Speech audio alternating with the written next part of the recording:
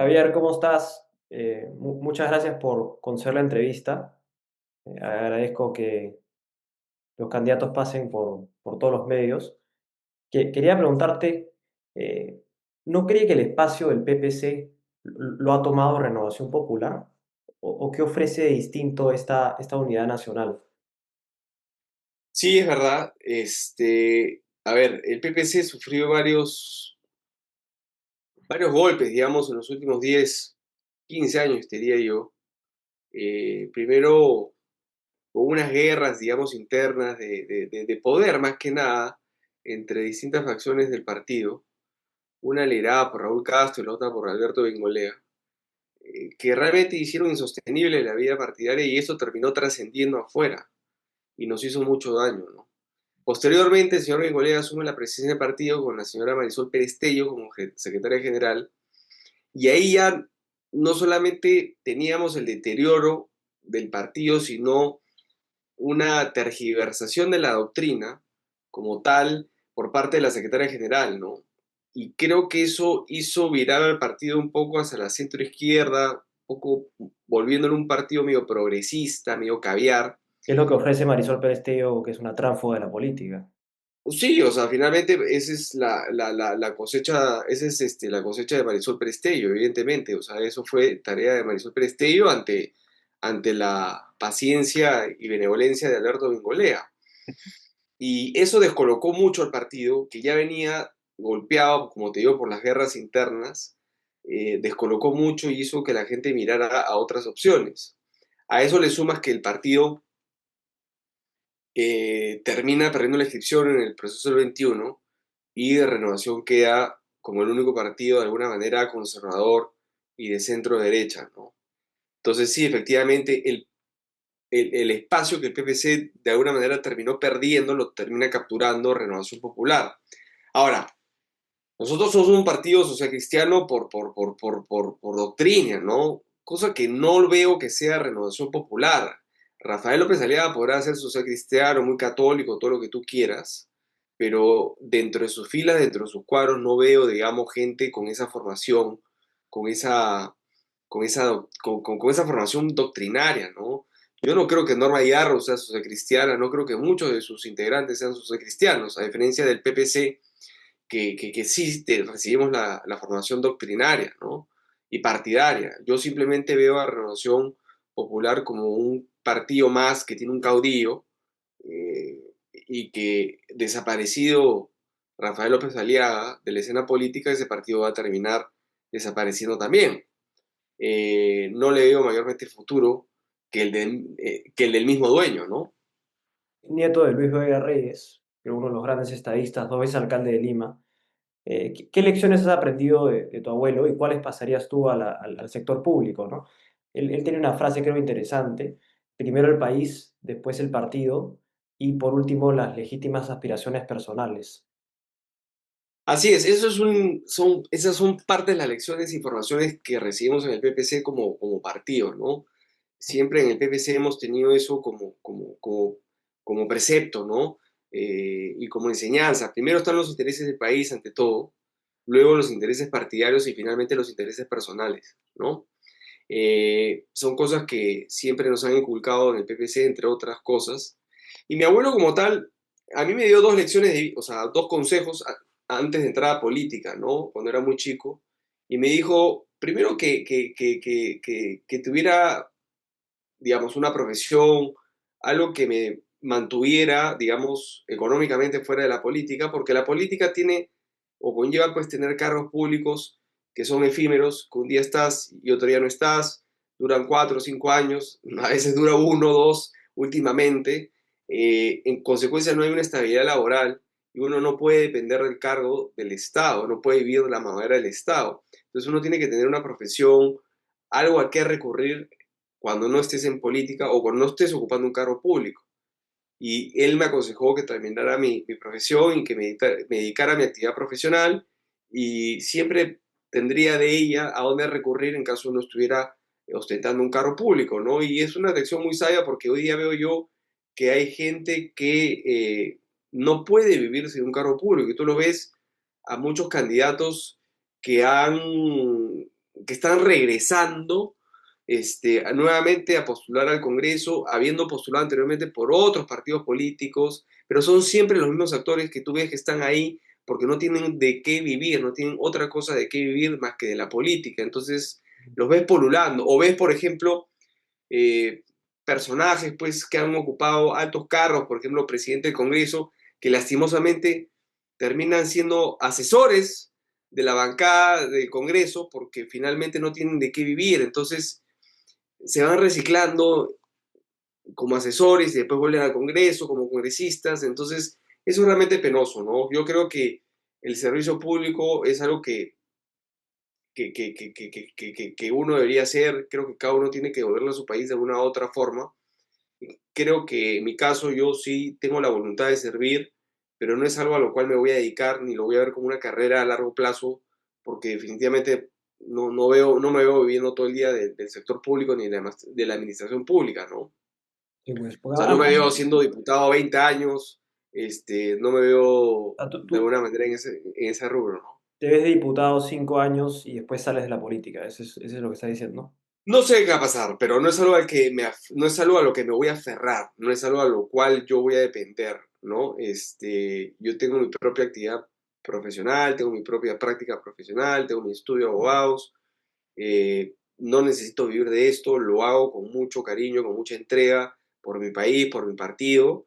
Creo que hay que adecentar la política, hay que subir el nivel de la política, eso es algo que me motiva mucho y eso es una de las razones o la razón principal por la cual estoy postulando un cargo público, más allá de aportar con mis conocimientos técnicos y personales y profesionales, creo que de alguna manera necesitamos meternos gente que requiere la política, porque de lo contrario, si no nos metemos, terminan metiéndose pues la gente que no debería estar ahí, ¿no? Como Y Acuña. que la estamos viendo hoy en día en el Congreso, lamentablemente, Te ¿no? iba a Entonces, preguntar, cuál es tu posición acerca del presidente, de la censura al presidente Gerí y las cuotas de poder de los gremlins en el gabinete ministerial de la presidenta del Consejo de Ministros, Denise Miralles?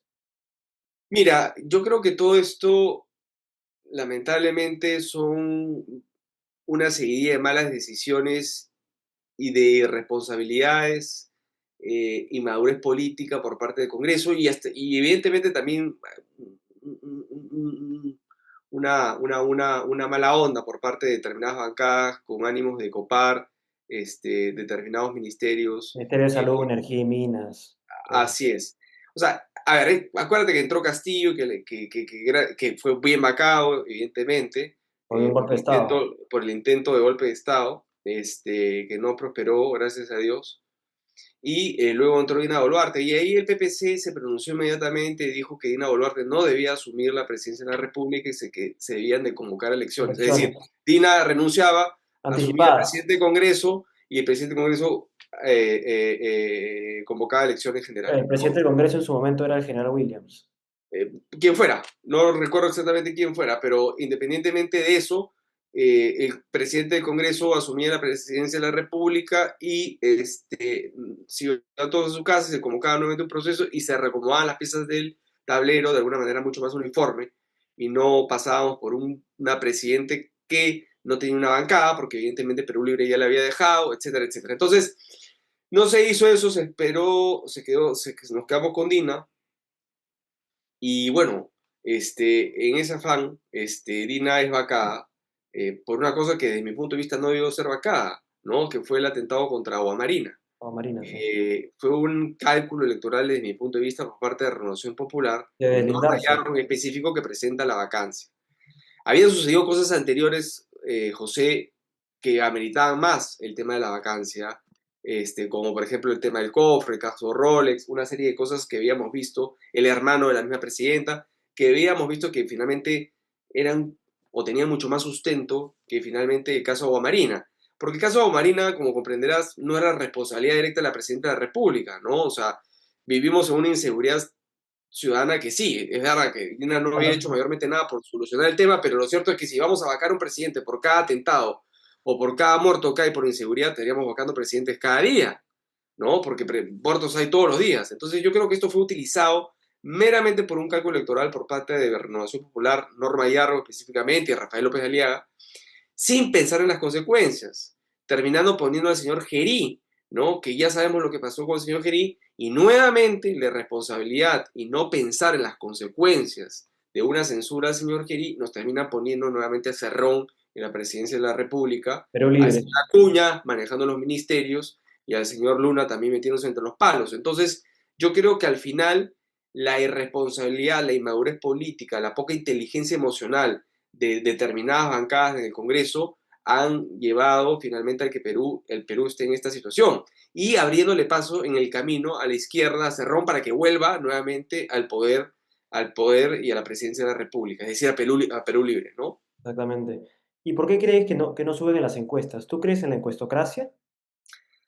Mira, yo creo que las encuestas tienen su momento y de alguna manera manejan mucho el margen de error. Creo que no te toman la foto real del momento, no porque estén compradas o manipuladas. Sí creo que manipulan el margen de error y hoy en día el margen de error es 2,8%, lo cual significa aparecer o no aparecer en la foto, como comprenderás, con la poca intención de voto que hay en los candidatos. Pero por otro lado, creo que las encuestadoras no tienen el recurso humano hoy en día para llegar a determinados lugares del Perú donde finalmente hay un voto importante que no es tomado en consideración, Bolsonaro. el voto rural, ¿no? Entonces yo creo que la foto termina siendo distinta y yo creo que la foto hoy día es distinta. Yo creo que evidentemente toda esta guerra y toda esta lucha entre la centro y todo lo que es la derecha, que está originando Rafael López Aliaga y Keiko Fujimori, La guerra de todos contra todos. está generando que la izquierda suba. Y yo creo que López Chau no está en tercer lugar, La creo que López segunda. Chau está en segundo lugar y probablemente pasa en la segunda vuelta. Mi El preocupación, comercio lo está ocultando, como sí, siempre. yo tengo información, yo no te voy a mentir, yo tengo información de que está en segundo lugar en una encuesta privada. Sí. Pero lo cierto es que en vez de hacer algo para que esto no suceda, lamentablemente sigue la derecha peleándose por cuotas de poder. Y a mí me preocupa sinceramente, José, que si gana Rafael o pasa segunda vuelta Rafael López Aliaga o Keiko Fujimori, no le va a ganar López Chao por el antivoto y el rechazo que tienen estas candidaturas en otros sectores. Eh, Como el antivoto de Keiko es 54%. exacto, y creo que Rafael López Aliaga también tiene un fuerte antivoto que la gente no está midiendo. Y lo más preocupante es que si Rafael termina pasando segunda vuelta y gana, ¿con quién va a terminar gobernando? Porque este Congreso a todas luces nadie va a tener mayoría y van a tener que formarse coaliciones. ¿Y tú crees que Rafael va a poder formar una coalición con Keiko? Yo no lo creo, sinceramente. Ya No lo creo mejor que que fue tampoco vaya a formar PPK una con coalición con la Keiko. izquierda. Entonces, ¿con quién va a formar coalición para gobernar? Y su temperamento y su forma de ser no le va a permitir finalmente llegar a entendimientos y tender puentes. Entonces, a mí me preocupa sinceramente eso, ¿no? Entonces, yo creo que dentro de ese escenario se necesita una candidatura que genere consensos, que tienda puentes, que una al país. Y ahí está el general Chiara, que creo que es finalmente esa persona. Y no porque yo lo crea y porque lo diga, sino porque además los mismos actores que hoy día están en los lugares preferenciales en las encuestas lo han dicho. O sea, el mismo Rafael López Aliaga le ofreció la presidencia de la República al general Chiara, o la presidencia del Congreso, para asumir la presidencia de la República al general Chiara, y también Keiko Fujimori tiene de alguna manera buenos ojos para el general Chiara. Entonces, yo creo que se pondría interesante y creo que sería una opción para una derecha responsable pensar en una candidatura como la del general Chiara porque genera los consensos. Si dentro de sus pares hoy en día, donde están todos los candidatos presidenciales, está Keiko, Rafael López Aliaga, el mismo general Williams, lo miran y lo respetan y lo ven como una persona que podría asumir la presidencia de la República, ¿por qué no lo podría hacer por 5 años? ¿No? ¿Y cuáles son las principales propuestas de la Alianza Unidad Nacional en temas de fronteras, de salud? Porque han destruido el sistema de salud. Bueno, en el tema de salud, evidentemente, pues hay una falta de presencia del Estado, ¿no? Hay el tema de salud en la parte de infraestructura y la parte de salud en la parte de política como tal, del ente rector, ¿no? Evidentemente, en el tema de infraestructura, que es un tema que le atañe básicamente a los gobiernos regionales, este es un tema que no ha sido atendido por los mismos, ¿no? Y lo hemos visto en el COVID, ¿no? Y la principal línea de atención son las postas. lamentablemente no tienen el equipamiento, no tienen a los doctores y tampoco la infraestructura para atender a nadie. Entonces, tú ves finalmente que la gente que no tiene cómo recurrir a un hospital se tiene que ir a un hospital finalmente que queda muy lejos y cuando llega finalmente tiene que hacer colas para sacar una cita que te la dan de acá 3 4 5 3 meses. meses y Dios quiera que de acá a 4 o 5 meses cuando te dan la cita los doctores no estén en huelga y te vuelven a reprogramar la cita para 4 meses. Entonces es un desastre y creo que hay enfermedades que sí se pueden tratar en un sistema de atención primaria como son las postas, ¿no? Pero para eso necesitamos trabajar con los gobiernos regionales, evidentemente, para que construyan las postas y necesitamos como gobierno central dotarlas de equipamiento y de doctores, ¿no? O sea, es un tema que hay que fortalecer y creo que en el COVID se vio a carne viva finalmente este problema, donde no teníamos equipamiento, no teníamos doctores, no teníamos infraestructura, no teníamos absolutamente nada en esa primera línea de atención. Y obviamente los hospitales estaban abarrotados y colapsaron. Y no se han hecho hospitales Entonces, del segundo gobierno aprista. ¿perdón? Y no se han hecho hospitales del segundo gobierno aprista. Así es, o sea, es un tema que se ha abandonado, al igual que los colegios, es lo mismo que pasa con los colegios. Es exactamente lo que pasa con los colegios. A diferencia de los doctores, lo que pasa en los colegios es que hay profesores que sí están adoctrinados, que eso también hay que verlo y que hay que limpiarlo. Hay que volver a una currícula mucho más, sí, desde vista, de un punto de vista de educación cívica, para inculcar principios y valores finalmente a los chicos. Porque finalmente, José, ahí está el problema medular, perdón, del país. O sea, hay que empezar a trabajar desde cero, desde abajo, con los chicos, inculcándoles principios, valores. Creo que eso es el primer gran paso para acabar con la corrupción, para acabar finalmente con esta mente criolla, digamos, que existe en el peruano, de hacer siempre cochinadas y hacerte el vivo y los robacables y los mochazuelos y los comepollos no solamente están en el Congreso, están en todo el Perú. O sea, es una idiosincrasia que tenemos hoy en día. Entonces, eso hay que cambiarlo. Y pasa por el colegio y pasa por la casa también. Pero hay que empezar a trabajar con los chicos. Porque ya a los grandes es difícil de cambiarles la forma de ser. Entonces, yo creo que hay que empezar desde abajo y esto lo vamos a ver mucho en muchos años, pero lo vamos a ver eventualmente. Pero hay que empezar desde algo. Sí, estoy completamente de acuerdo. Y en producción legislativa, ¿cuáles serían tus principales puntos de interés de llegar a la Cámara de Diputados? Mira, Recientemente, ahí yo lo que quiero, o sea, a ver, yo primero que nada quiero cambiar la pregunta porque la pregunta me parece que no va con mi forma de ver las cosas, ¿no? No es que yo, Javier Bedoya, tenga propuestas como Javier Bedoya. Yo, Javier Bedoya, tengo propuestas legislativas de unidad nacional en función a su plan de gobierno. Hay que pensar ya en instituciones y no pensar en personas, porque ese es el gran problema que tenemos hoy en día en el Congreso, que los congresistas se creen dueños del curul por sus votos preferenciales y no tienen ningún tipo de respeto, no tienen ningún tipo de lealtad, no tienen ningún tipo de arraigo con el partido político que los lleva. pero Entonces, ¿qué ahora es un nuevo agrupado? hoy en día es un no agrupado efectivamente porque no comulga con lo que finalmente ha visto de Acuña durante todos estos años en el Congreso, ¿no? Entonces se ha mantenido al margen de la bancada de Acuña. Pero él mismo ya aprendió la lección que finalmente se necesitan partidos, instituciones sólidas y una idea y un plan de gobierno que seguir. Entonces, yo, como Javier Bedoya, lo que voy a proponer es que la bancada de Unidad Nacional promueva los proyectos de ley que llevamos, que de alguna manera van a dar vida a las propuestas que están en el plan de gobierno de Unidad Nacional, ¿no?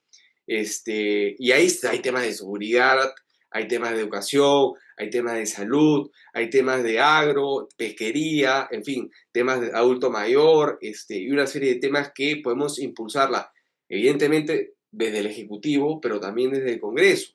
En tema del Entonces, agro, sí plantean hacer Chavimochique etapa 3, Majesivas etapa 2, Chinecas, los proyectos de sí, sin hacer duda, la sí, sin revolución del duda. agro como fue Olmos en su momento.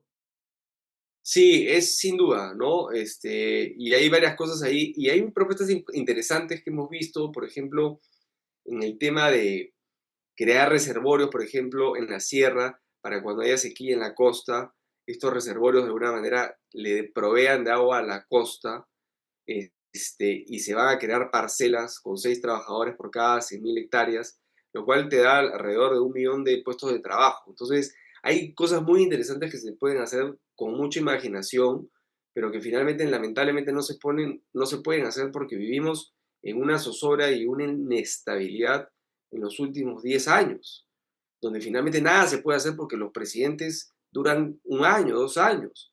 O sea, hemos tenido 4 presidentes en 5 años. Tenemos 8 presidentes o 9 presidentes en 10 años. Es una locura. Entonces así no hay continuidad. No se pueden ni siquiera seguir políticas públicas, que tampoco hay en este país. Lamentablemente las Son políticas cortoplacistas. públicas, así es, las políticas públicas en este país no existen. Entonces el que llega deshace lo que hizo el anterior. Entonces No terminas la avanzando 5 continuidad. para retroceder 8. Me dejo entender. Exactamente. Entonces, si no pensamos en políticas públicas que sean de obligatorio cumplimiento para la gestión, la administración que venga, independientemente del tinte político, entonces este país no va a avanzar. Avanza 5 y retrocede 8. Entonces tenemos que darle solidez, tenemos que darle estabilidad al país. Pero para Pasa para lo que que hemos haya, conversado anteriormente, yo no creo finalmente que un gobierno de izquierda lo vaya a hacer. Veo a la derecha que se está peleando. Mi única alternativa, y yo sinceramente lo creo y lo veo, es buscar una centro derecha responsable que pueda generar consenso, tender los puentes, promover la unidad dentro del país, de tal forma que haya estabilidad, tranquilidad, que finalmente es lo que todos los peruanos queremos hoy en día. pero para que haya estabilidad tiene que haber estabilidad jurídica. ¿Qué pensaste para que haya inversión privada? ¿Qué pensaste de la pateada de tablero de Rafael López Aliaga sobre los peajes? Mira, yo se lo dije en su cara porque de alguna manera fue consultado sobre el tema en su momento como abogado, y le dije que era una locura. Era una locura Sin porque, esperar que el fallo del CIADI. sí, porque él lo que ha hecho es invocar las mismas causales que invocaron sus anteriores, las anteriores gestiones respecto a este mismo tema, ¿no? El tema de corrupción, el tema de, o sea, todos los mismos argumentos los quería volver a poner, habiendo perdido justamente. eh, Entonces no tiene ni pie ni cabeza. Entonces este señor realmente no tiene mucha inteligencia emocional, simplemente hace lo que quiere. Porque Petro hizo lo mismo en Colombia. Sí, lamentablemente no es un tema de derechas e izquierdas, es un tema simplemente de personalidad y de forma de ser. Él, cuando no le gusta algo, no le gusta y lo patea. Él está acostumbrado a hacer lo que le da la gana porque así lo ha hecho en sus empresas. Y está bien, son de él. Así ha hecho lo que le da la gana en la Municipalidad de Lima porque tenía mayoría en el consejo, porque el alcalde que entra, tú sabes que tiene mayoría en el consejo. Pero no lo va a poder hacer en un eventual gobierno suyo porque no va a tener mayoría en el Congreso. Pero si pasan 3 o 4 partidos y dos de derecha, porque la valla electoral es 5%, 7 diputados y 3 senadores. No creo que pasen más de 5 partidos la valla electoral. Sí, van a ser entre 5 y 7 más o menos aproximadamente. Pero igual, si tú me dices 5 o 7, uno de ellos es Keiko. Sí. ¿Tú Y, crees que Keiko se va? Él va a sentarse con Keiko y Keiko con él.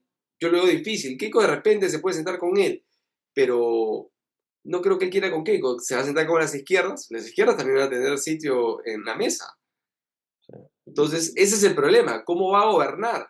No es porque no pueda, sino es porque no es porque no pueda, porque puede llegar a consensos. De hecho, de eso se trata y eso va a tener que ser el próximo presidente, eso es lo responsable. Pero no lo va a poder hacer porque su personalidad no se lo permite.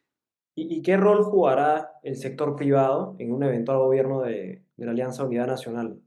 O sea, ¿van a impulsar un capitalismo para todos o va a ser un capitalismo para los gremios?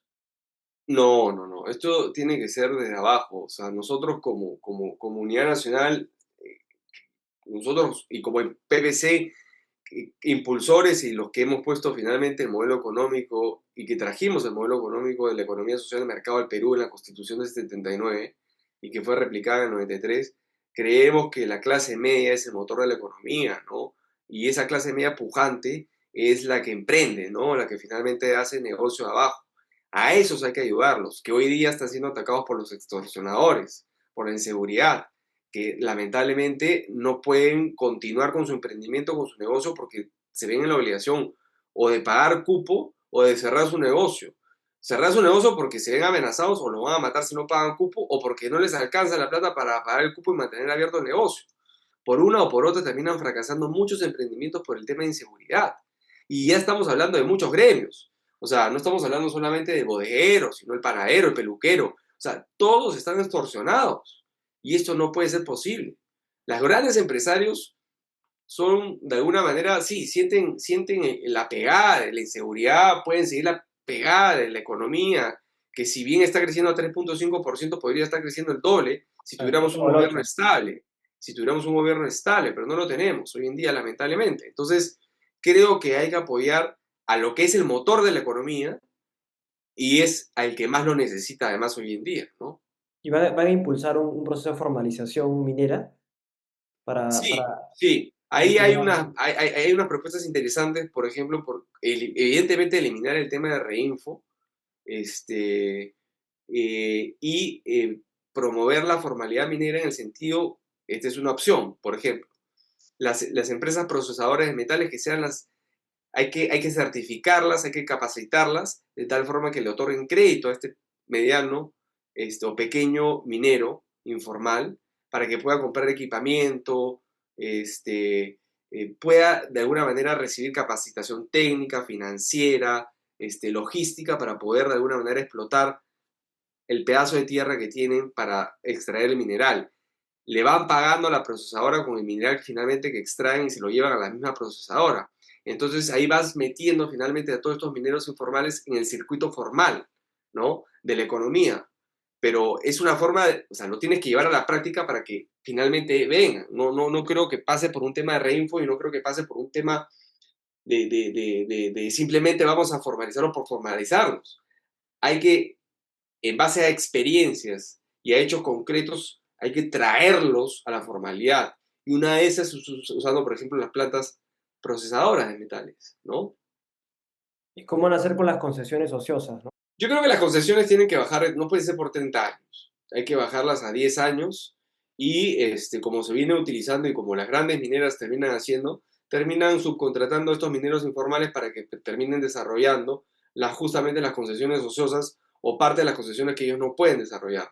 Y eso es lo Las que se terminan dice Patas. desarrollando y blanquean, claro, y blanquean todo esto, lo que hace, blanquean todo el mineral que procesan o que explotan, digamos, estos mineros informales dentro de su economía Y lo formal. compran Eso, ellos. eso ocurre, es una realidad, pero hay que, y no está mal, o sea, porque me parece bien que Grande se está apoyando del chico para que pueda explotar parte de recursos que ellos no pueden explotar, pero esto tiene que ser en un sistema formal, no puede ser de alguna manera en un sistema de blanqueo de minerales y que no se tribute, no se formalice, no se paguen impuestos, y no se sincere esa situación, ¿no?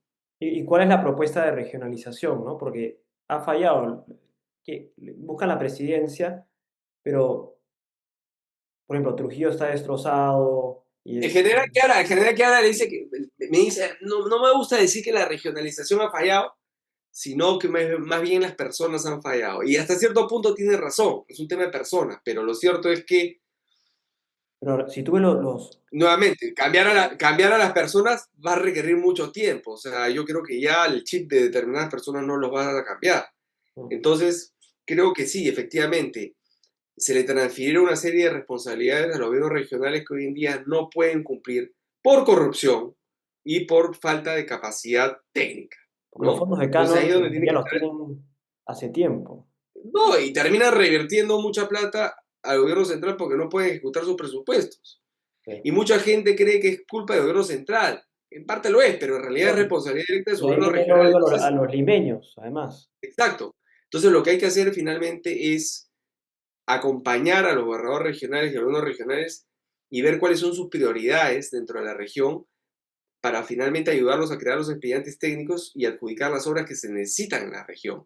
Y así terminan construyendo pistas, carreteras, puentes, generando, evidentemente, trabajo para la gente de la región.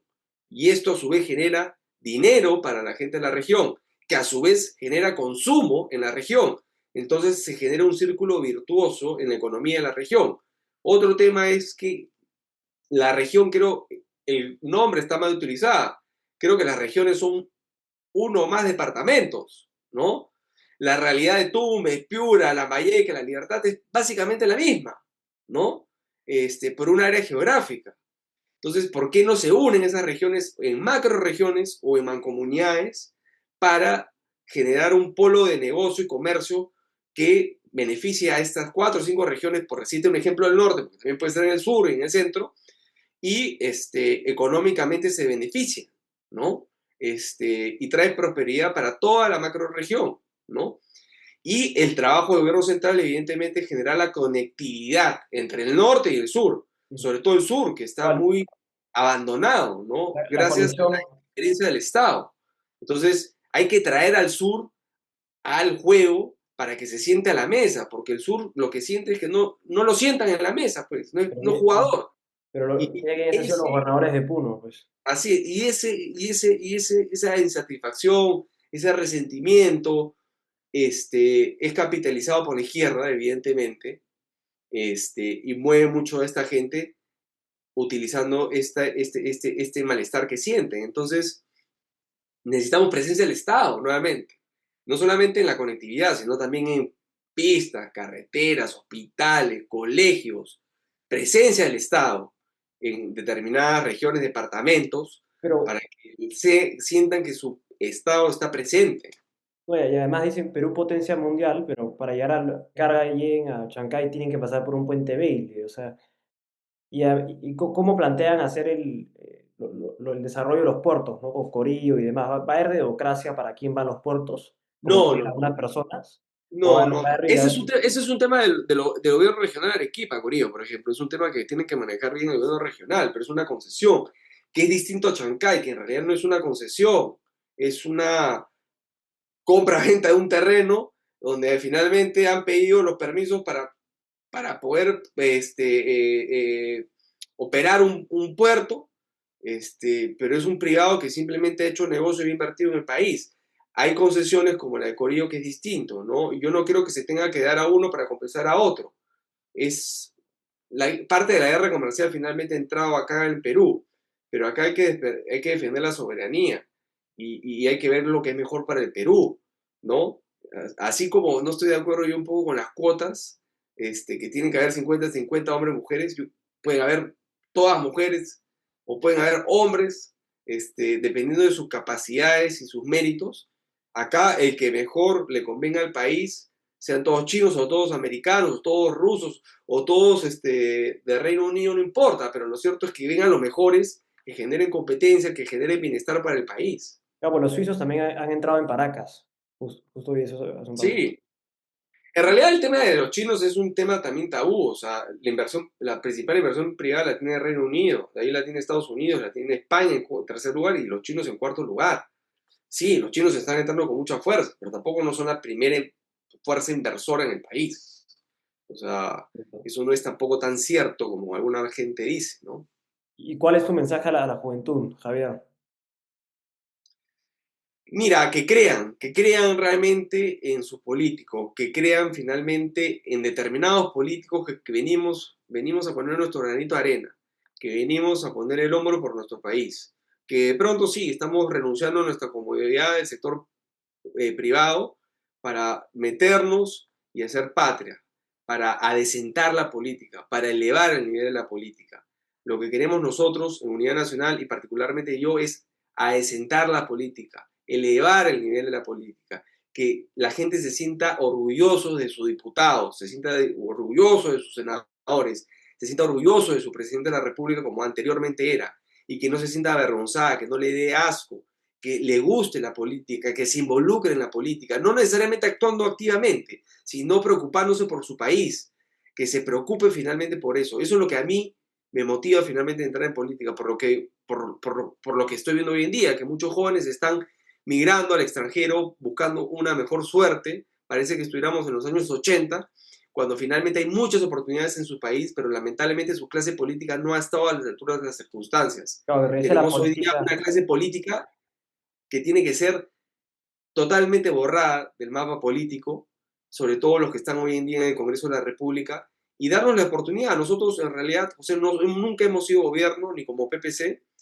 Hemos demostrado a lo largo de los años como PPC que hemos tenido bancadas en el Congreso importantes con gente muy preparada, siempre pensando en el país primero, pero que nos den la oportunidad para ser gobierno, que créame que no los vamos a defraudar. Por lo menos yo voy a estar ahí, no los voy a defraudar, Tengo mucho que perder, evidentemente, metiéndome en esto, pero lo hago con mucho cariño, con mucho corazón y justamente pensando en los jóvenes, que hoy en día están viendo cómo se van del país para ver mejor futuro, cuando acá hay inmensas oportunidades El Perú es en el el país de las país. Pero oportunidades. bueno, entiendo, claro, entiendo finalmente que no ven oportunidades, no ven una estabilidad, no ven seguridad y no ven una clase política responsable, seria y correcta.